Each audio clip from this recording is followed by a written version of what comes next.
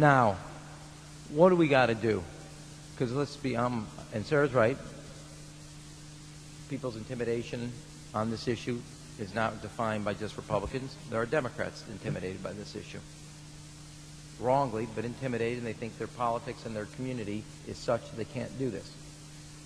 The truth is, what we need again to get moving on this legislation is put together a crime strategy like we had before, which is why we passed the bill today on the cops, putting money back into putting police officers on there, getting voices for change, and then making sure that we have a president, I cannot put my partisanship aside, a Democratic president, who will take that office and use it to protect the streets and the kids that grow up on those streets, and make sure that we once again have an assault weapon ban, a Brady bill with the full force of the law on the land, because we need somebody in the Oval Office that moves this Congress.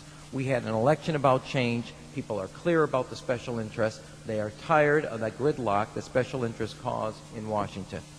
And I think the most simple thing we can do, and we've got to make this a #1 issue as a test vote and then take it into the election, that is, if you are on the no-fly list because you are known as maybe a possible terrorist, you cannot buy a handgun in America.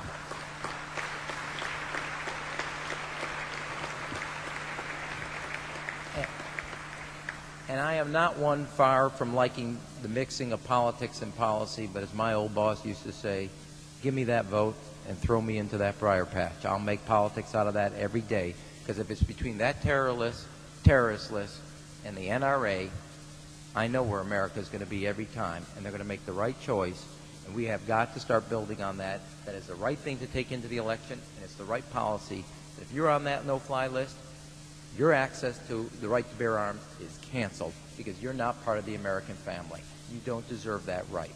There is no right for you if you're on that terrorist list.